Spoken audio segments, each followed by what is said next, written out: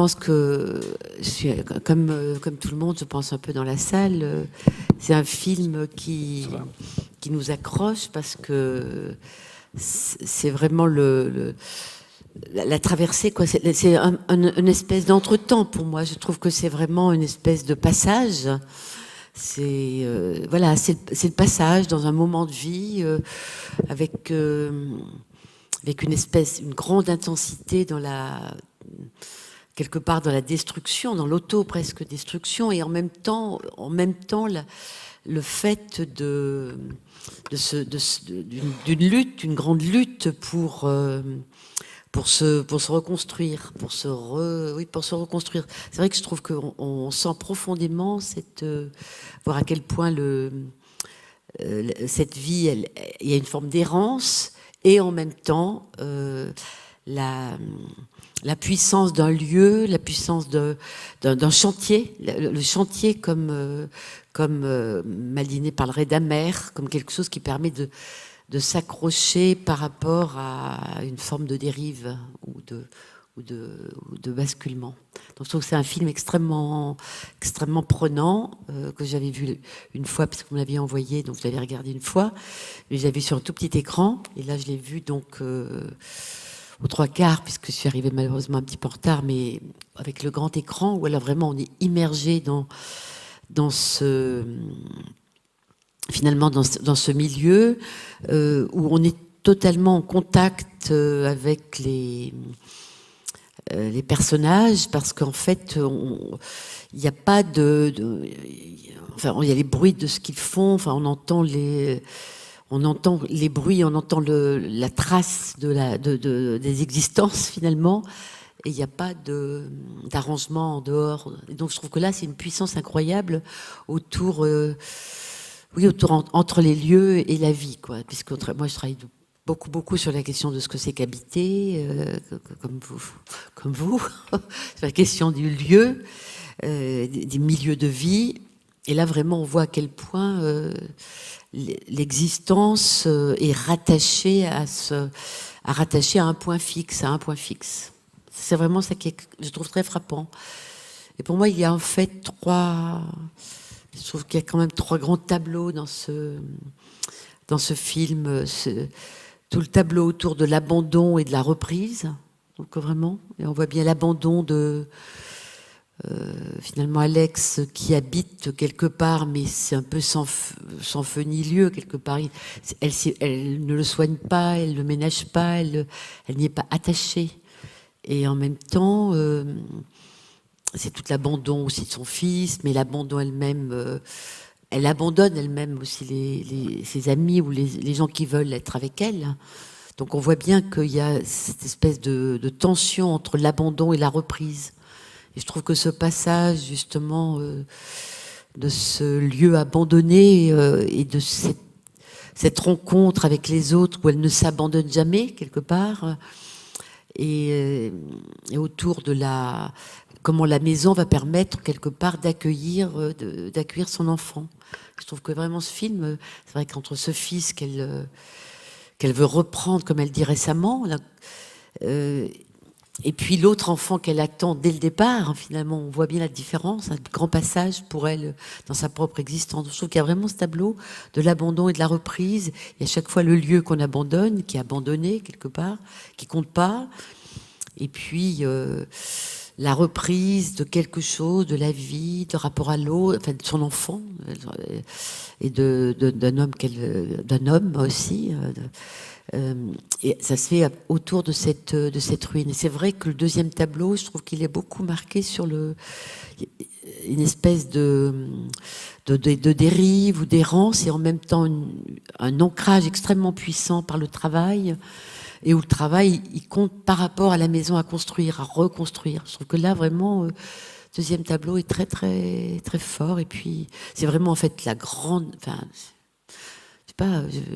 c'est l'essentiel du film, et pourtant les derniers plans de la renaissance, finalement, de la métamorphose, c'est extraordinaire, je trouve. Je sais pas comment chacun l'a vécu, mais quand on voit la maison qui se dresse fière au milieu de son paysage, Et avec, on voit les fenêtres, on voit qu'il n'y en a pas qu'une, mais qu'il y en a plusieurs qui ont été faites, avec ce volet vert qui sont quelque part joyeux. Et on voit qu'elle aussi, elle s'est recoiffée, elle n'est plus habillée comme ça, comme un mec un peu, parce qu'on l'avait toujours un peu comme un peu Alex, quoi. Alex, c'est un mec. Et donc là, je trouve que c'est un film extrêmement fort par rapport à ces contrastes. Et puis il y a beaucoup de scènes, mais je trouve que évidemment, les deux figures très très emblématiques de la maison, qui sont le toit et la fenêtre, et donc le toit, bon, qui est complètement dévasté, dont on voit qu'il va être patiemment reconstruit au prix d'une grande souffrance aussi, puisqu'on voit qu'elle paye le prix corporellement. Elle dort pas, pour reconstruire cette maison, pour se refaire un toit pour son enfant. D'ailleurs, c'est une maison refuge, puisqu'en fait, Xavier va venir se réfugier avec son ami. Je trouve que la scène du toit est très forte. Je trouve que la scène, je pense qu'on a tous aussi ressenti quelque part, avec cette fenêtre qui avait été murée, et qui est un peu comme elle, qui a été murée dans sa propre histoire, dont on n'a pas une histoire l'antécédent. C'est pas la question. On est dans un antre. Et là, ce corps à corps avec cette fenêtre pour la réouvrir, pour laisser passer la lumière, pour ouvrir, pour s'ouvrir. Je trouve qu'il y a des images vraiment magnifiques alors qu'elle est incapable de s'abandonner, comment elle va protéger l'ami avec ce manteau là dans la nuit, et quelque part protéger cette jeune femme qui souffre, qui a perdu son frère et qui est en errance quelque part. Et puis cette grande apaisement dans l'horizon du paysage, quoi, donc quelque part la maison solitaire au milieu du monde, dans la nature, et qui est capable d'accueillir, d'être hospitalière pour Alex, mais pour ses deux enfants et pour l'ami. Et on sent que c'est un autre monde, c'est une métamorphose absolue. Je trouve que c'est vraiment un magnifique film pour moi, qui m'a beaucoup touchée. Oui, moi aussi, je l'ai vu plusieurs fois. Et la première fois que je l'avais vu, j'avais été le minimalisme du film, c'est-à-dire du reste lui-même après, José Alcalá, qui a fait plusieurs films, mais seulement deux fictions, deux courts-métrages de fiction, dans lesquels, en 1998 et en 2000, dans lesquels Marie Reynal jouait. Et ensuite, quand il a écrit le scénario de ce film, en fait, il a tout de suite pensé à elle. C'est-à-dire que c'était impossible de faire ce film sans elle. Et quand il fait son deuxième long métrage qui s'appelle Le Coup d'éclat, qui est tourné à 7 avec Catherine Fro, Marie Reynal a un petit rôle, mais elle est encore là, quoi. Bon, et donc c'est vrai, quand je vous le disais au tout début, qu'elle porte le film. Enfin, là, j'étais encore plus émerveillé par cette beauté. Enfin, alors même qu'il n'y a aucun maquillage, comme il n'y a pas de musique, comme je vous l'avais dit, c'est un film sans rien, enfin sans artifice cinématographique autrement que le paysage. Le paysage est très important parce que ça va avec la maison. C'est-à-dire qu'il n'y a pas de maison sans paysage, il n'y a pas de maison sans cosmos.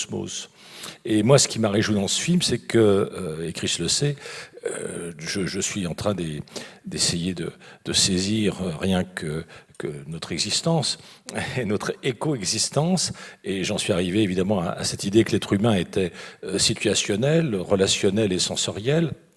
Et là, j'en ai la démonstration, c'est-à-dire que l'être humain est situationnel, il faut qu'il se situe, que ce soit dans le virtuel ou dans le réel, il faut qu'il se situe quelque part, et elle se situe dans une ruine qui doit être reconstruite. Elle est effectivement pas dans son appartement, elle campe comme ça, elle déteste et elle se moque de l'autre qui vit dans une caravane, enfin, etc. Donc on voit bien qu'il y a une sorte de mépris pour le fait de se domicilier quelque part, et en même temps, c'est son rêve caché.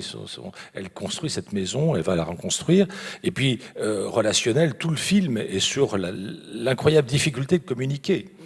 communiquer avec son fils, communiquer avec ses amants, communiquer avec son ex, communiquer avec les gens du marché qui sont plutôt voilà, des bons bougres. Bon, du reste, c'est Gérard Mélan, le comédien fétiche de Guédiguian, qui joue le rôle de celui qui fait signer la pétition.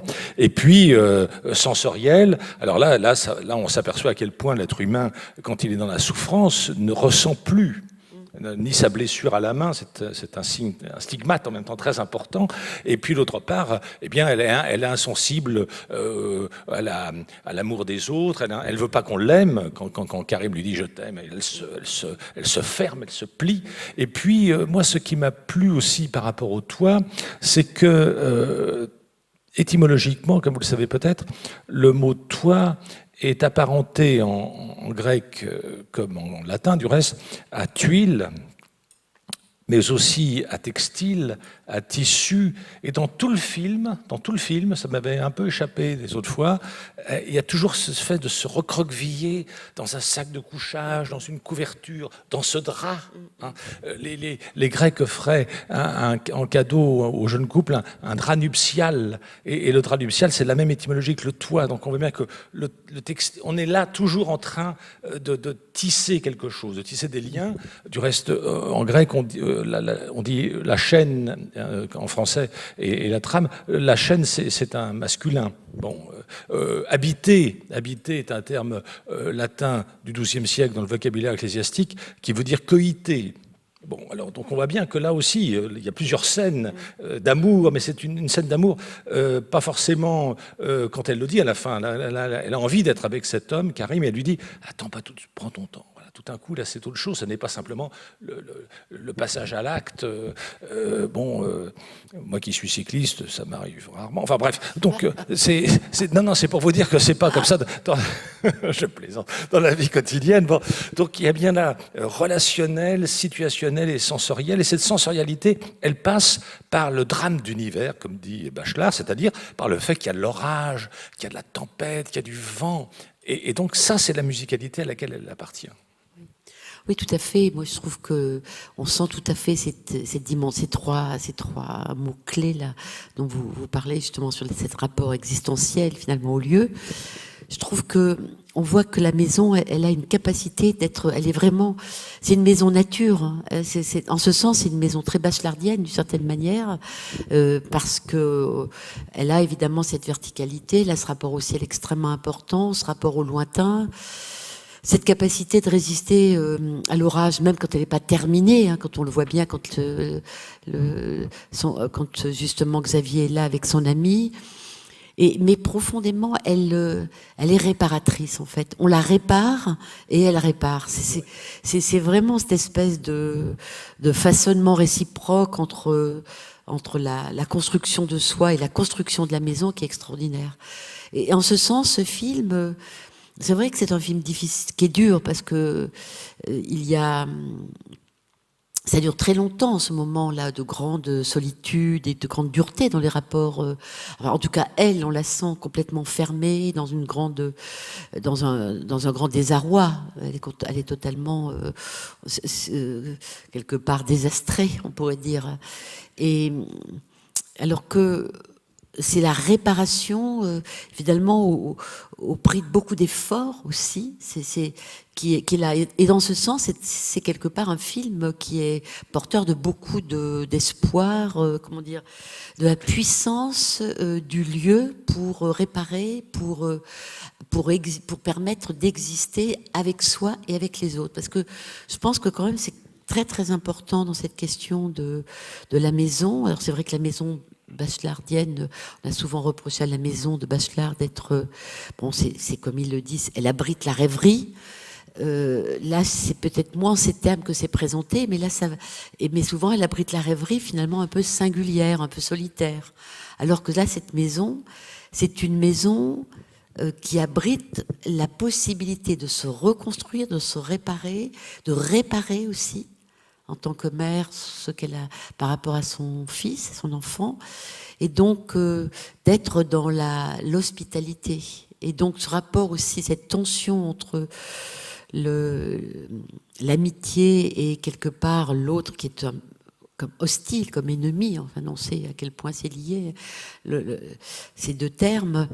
Je trouve que le film met bien en évidence cette dimension-là. Mais je trouve vraiment la force de... c'est vrai qu'il n'y a aucune complaisance dans la façon de filmer, de montrer les choses. Au contraire. Et après, il y a quand même cette espèce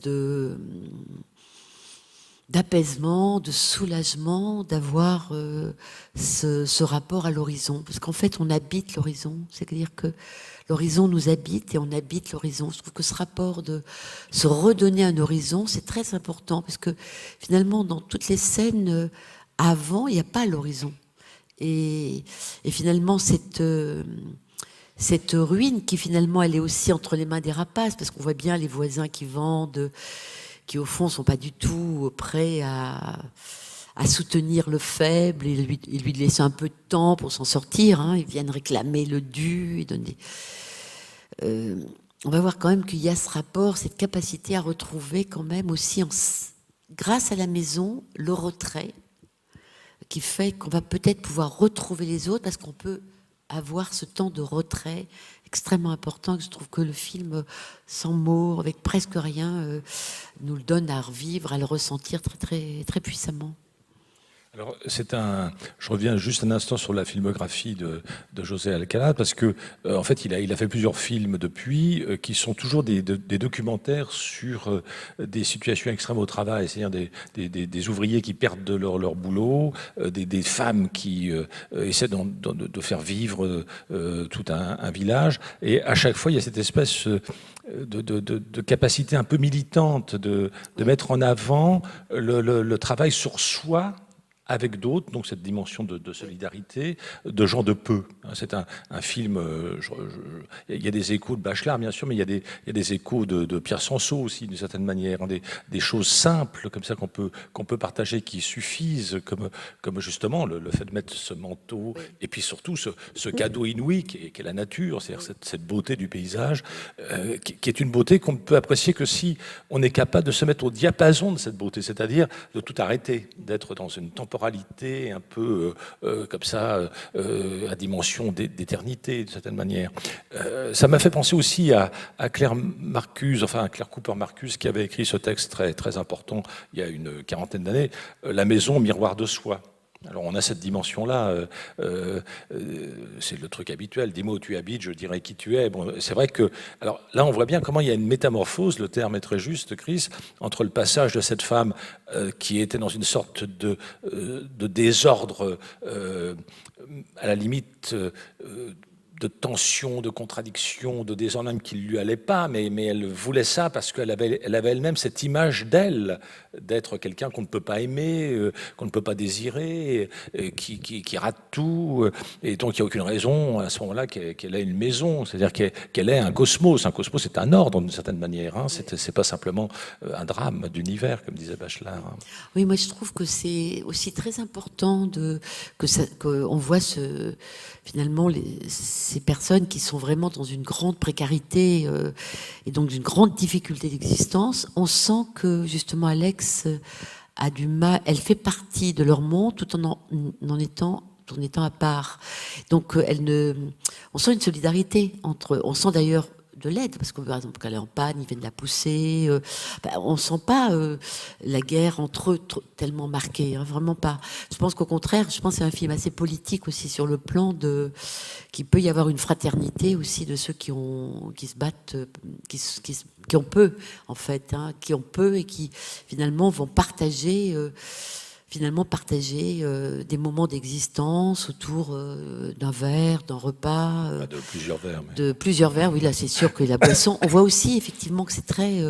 ce rapport à la boisson. Je trouve que justement, contrairement par exemple à beaucoup de romans de Zola, où souvent on va voir vraiment la déchéance totale, on va voir que c'est pas parce que... quelque chose va persister extrêmement fort des liens qui unissent les êtres. On le voit très bien avec le couple de la femme de la voisine là, dont le mari s'en va parce que il pense qu'il a entendu qu'on appelait pour sa désintoxication et il se sauve, on peut dire. Et comment elle va errer. C'est-à-dire que moi je trouve que c'est un film qui a c'est finalement très politique dans le sens de redonner la parole et une dignité, beaucoup de dignité, je pense, aux gens de peu, justement, au peuple qui a peu, mais aussi de montrer la puissance d'existence des liens d'amitié, des liens d'amour qui sont là, qu'on voit. Mais je trouve que là, c'est quand même aussi un film qui fait l'éloge du lieu. C'est-à-dire, c'est ce lieu qui va permettre de s'en sortir. Et là, je trouve que c'est très, très important. C'est très politique parce que c'est vrai que d'avoir un lieu, je pense, c'est surtout important quand on est à la limite de la misère et de l'extrême pauvreté. Et le lieu, c'est ce qui sauve, en fait. C'est ce qui nous donne une place. Et on voit qu'elle prend place, on peut dire. Elle prend sa place dans la cité avec sa maison. On voit très bien son ami. On voit que les gens souhaitent qu'elle s'en sorte avec la maison. On souhaite, quelque part, ça devient un peu le chantier des autres aussi, cette maison-là. C'est ça qui est assez chouette, parce que c'est pas du tout la jalousie c'est quand même, il y a quelque chose là d'assez magnifique, parce qu'il y a quelque chose d'inversé. C'est pas les sentiments, c'est pas la déchéance qui prime, c'est la reconstruction. Dans ce sens, je trouve que c'est différent de là, parce que les gens boivent, mais ça les empêche pas de faire leur vie. Et même la femme là dont on dit qu'elle boit, mais ça se voyait pas, elle s'en doutait pas, elle a toute une présence. C'est-à-dire que c'est quand même, c'est beaucoup plus la dignité qui l'emporte que la déchéance. Et du coup, en creux, on comprend mieux l'incroyable détresse du SDF. Oui. Celui qui n'a même pas une ruine à rebâtir et qui, du coup, se trouve sans place, sans rien. Hein, j'aime bien toujours rappeler le mot au XVe siècle, c'est Bronisław Geremek, le grand historien médiéviste polonais, qui disait que l'errant, enfin celui qui n'avait pas de maison, on l'appelait le demeurant partout. Et il avait toujours une assiette pour lui. Il y avait une dimension de charité, donc caritas, chérir. C'est quelque chose qui aujourd'hui n'existe plus. On est assisté, c'est tout à fait autre chose. Et quand on n'est pas, pour être assisté, il faut qu'on puisse vous écrire, vous contacter, vous envoyer des documents à remplir. Et si vous n'avez pas d'adresse, vous êtes effectivement à la marge de la marge. Et alors, on sent quand même qu'elle avait choisi cette marginalité. On ignore tout de son passé. Visiblement, son ex n'est pas un salopard total, puisqu'il ne l'a pas dénoncé du tout. Et il est même un peu peut-être satisfait de voir que son fils découvre sa mère, finalement, à la fin. Mais c'est vrai que c'est vraiment frappant de voir que c'est-à-dire, on voit le fait que cette reconstruction et que cette maison, quelque part, l'amène à prendre place et à dire j'appellerai la gendarmerie. C'est-à-dire, comme elle disait, j'étais très instable, mais c'est-à-dire qu'elle lui dit non, je vais le faire. C'est-à-dire, et qu'en fait, lui, il prend acte de cette métamorphose, mais quelque part aussi, je trouve que cette bataille qu'elle mène avec elle-même, hein, c'est Nietzsche qui dit qu'il faut beaucoup de chaos pour que naisse une étoile. Là, on sent qu'il y a beaucoup de chaos. Et quelque part, il y a une étoile avec cette maison et avec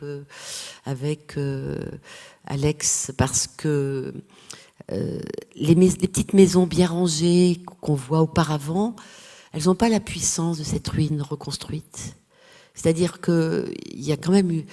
C'est une maison qui a une histoire, qui avait déjà été la maison avant d'autres, qui n'était presque plus une maison et qui redevient une maison. Et elle a une puissance extraordinaire, comme elle a une beauté, une poésie, alors qu'on voyait toutes les autres maisons là qui étaient évidemment n'avaient pas cette capacité d'être un amère, un ancrage.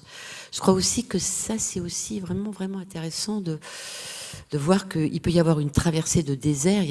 C'est la traversée du désert, mais c'est parce qu'aussi beaucoup de choses ont été vécues, ses limites, on sent bien qu'elle est comme... on voit souvent d'ailleurs ce canari qui chante un peu dans sa cage, bon, qui n'a pas l'air trop malheureux, lui, Mais elle, on la voit comme un animal en cage. Il n'y a pas une cage réelle, mais on la voit comme un animal en cage. À certains moments, je pense que le metteur en scène avait cette intention de nous montrer... Elle ne cesse de se cogner. Elle ne cesse de se cogner, de se blesser. On voit des traces un peu de scarification dans une vie antérieure. Et ce qu'on voit, c'est la difficulté, le mal-être, quoi, et le lieu comme capacité de... Et moi, je trouve que c'est très politique, parce qu'on a souvent dit qu'être propriétaire, voilà, c'est très bourgeois. Je pense que c'est vrai pour ceux qui ont beaucoup. Je pense que pour ceux qui n'ont rien, ou presque rien, être propriétaire, c'est avoir place sur Terre, avoir un lieu et être protégé et pouvoir protéger ce qu'on aime. Ça n'a rien à voir. Je trouve que souvent la sociologie a totalement ignoré, pas fait la différence entre ce que c'est qu'habiter, exister, et donc pouvoir aussi transmettre, protéger, accueillir, et puis ceux qui ont capital, hein, et qui donc ont pignon sur rue au sens qu'ils sont plus puissants que les autres. Je trouve que justement c'est tout à fait le dépouillement, et c'est un peu comme la maison, elle éclot comme une fleur, quoi. D'un seul coup, cette maison là, on s'y attend pas, et ça fait beaucoup de bien de voir cette maison qui éclot en même temps qu'elle, et ce bébé qui se prépare, et donc une vie beaucoup plus apaisée en même temps qu'un lieu. Et je trouve que c'est très très politique, cette façon de voir et de signifier qu'un lieu, une maison, ça aide à se construire, reconstruire. Et c'est pas forcément avoir un capital. Enfin, c'est toute une autre conception d'être propriétaire. C'est pas être propriétaire qui est en jeu. Là, c'est se tenir, justement, habiter, se tenir debout, exister, se tenir debout, se tenir au monde. Entre ciel et terre, cette maison l'exprime profondément, et sans nous le dire, c'est-à-dire les textes philosophiques, textes poétiques qu'on peut voir, qu'on peut lire, qu'on peut entendre. Là, quelque part, on le ressent par l'image, avec presque pas de mots, et ça nous parle. Alors c'est une maison archétypale, comme dirait Bachelard, c'est-à-dire qu'il y a effectivement une cave ou un cellier, plusieurs étages, et puis un grenier, quoi. Enfin, ou du moins un comble. Bon, donc on a bien cette tridimension de la maison bachelardienne qui laisse entendre que le grenier, c'est l'appel à la rêverie, la cave, c'est la capacité à transgresser, à dissimuler ses secrets, à être à l'abri du regard d'autrui aussi. On n'est pas du tout dans ce discours terrible d'aujourd'hui qui est sur la transparence. Enfin, c'est une maison de pierre, du reste, hein, avec de toutes petites fenêtres, parce qu'on a besoin de ça aussi pour se reconstruire précisément à l'abri des autres qui sont toujours en train de vous juger ou je ne sais pas quoi. Et alors, il y a une topophilie, enfin, c'est évident, peut-être qu'il ne le sait pas, ce réalisateur, mais il est topophile, c'est pas grave, du reste, hein, docteur, c'est même très bien. Hein, il est dans l'amitié de la maison, donc ça, c'est une excellente chose. Et évidemment, avant de partir, c'est plus fort que moi, j'ai repris la poétique de l'espace de Gaston Bachelard. Et c'est vrai que la topo-analyse, enfin, ce qu'il invente en 1957 sous l'appellation de topo-analyse, c'est très fort et ça va avec le film. La topo-analyse serait donc l'étude psychologique systématique des sites de notre vie intime. Dans ce théâtre du passé qu'est notre mémoire, le décor maintient des personnages dans leur rôle dominant. On croit parfois se connaître dans le temps, alors qu'on ne connaît qu'une suite de fixations dans des espaces de la stabilité de l'être, d'un être qui ne veut pas s'écouler, qui dans le passé même, quand il s'en va à la recherche du temps perdu, veut suspendre le vol du temps. Dans ces 1000 alvéoles, l'espace tient du temps comprimé, l'espace sert à ça. Et je trouve que c'est absolument ce film. C'est-à-dire que chaque pierre est une sorte d'éponge à un temps passé, à des souvenirs qu'elle ne partage pas nécessairement, mais c'est pas grave. On n'est pas là pour tout raconter. Du reste, quand elle sort dans le restaurant où lui veut voir le match de foot, les photos, j'ai retrouvé des photos de toi petit, on n'en sait pas plus. Oui, mais le bien est fait, si je puis dire. Et je trouve que ce qui est aussi je trouve que l'épaisseur en fait de ce film, de la réflexion sur l'existence et le lieu quelque part, et la coexistence aussi et les lieux. Je trouve aussi que ça redonne, enfin, on voit comment elle naît aussi à sa féminité. C'est-à-dire que ça, c'est aussi un thème que par exemple, Bachelard n'aborde pas, parce qu'il est vraiment dans la maison de la cosmicité qu'on sent profondément dans ce film. Mais on sent aussi, je trouve, la grande contemporanéité de ce film, dans la mesure où il met aussi en évidence la naissance un peu timide de la féminité. Bon, on voit qu'elle fréquente beaucoup d'hommes et qui d'ailleurs aussi en rapport assez direct avec elle. Enfin, je veux dire, il la ménage pas beaucoup, d'une certaine manière, on peut dire. Et on voit comment, justement, avec Karim, il y a quelque chose d'autre qui se passe, non seulement dans les gestes, où il y a beaucoup de ménagement, de soins, de care, comme on dit aujourd'hui. Moi, j'aime assez cette idée-là du care, parce que c'est vrai que c'est une idée un peu différente. Et là, on voit aussi, avec sa robe, c'est-à-dire cette espèce de féminité qui a aussi droit d'être parce que justement il y a aussi une maison qui va pouvoir accueillir cette façon d'être au monde aussi, et cette façon, cette ipséité que par le fait d'être profondément féminin et par exemple masculin. Je trouve que c'est très intéressant aussi. C'est un peu comme ça en filigrane, mais je pense que c'est aussi le chantier de la maison qui permet ça, d'être capable d'avoir plusieurs facettes. Alors en même temps, on se demande si on est bien dans notre temps. Je me demandais si on était bien en 2015, quand on voit ce concours de Miss. Oui. Et en même temps, quand on lit la une de Libération Oui. d'aujourd'hui, on voit que c'est la même chose. Enfin, qu'on a qu'il y a un sexisme ordinaire, comme on disait il y a bien longtemps. Oui, parce qu'on voit bien ça. Voilà, donc ça, c'est d'une banalité redoutable. Et puis on le voit bien même au bar, quand elle boit, elle devient la proie facile d'un gars qui sans cesse essaye de la toucher, elle le repousse, et pour qu'un copain ne trouve à redire. Donc oui, ce rapport, enfin moi je dirais pas trop ipséité, je dirais plutôt cette altérité, c'est-à-dire le fait d'être femme dans un univers d'hommes fait que peut-être elle a ce prénom justement masculin, elle conduit sa bagnole, elle charrie des cartons, des caisses, des cajots, etc. Et à un moment donné, peut-être que la manière de se reconstruire, c'est de se réaffirmer ce qu'elle avait été contrainte d'oublier, c'est-à-dire le fait d'être une femme. Aussi, dans La politique de l'espace, il y a cette phrase que je trouve très belle et qui colle parfaitement à la dernière scène de La Fenêtre. « Logé partout mais enfermé nulle part, telle est la devise du rêveur de demeure. Dans la maison finale comme dans ma maison réelle, la rêverie d'habiter est brimée. Il faut toujours laisser ouverte une rêverie de l'ailleurs. »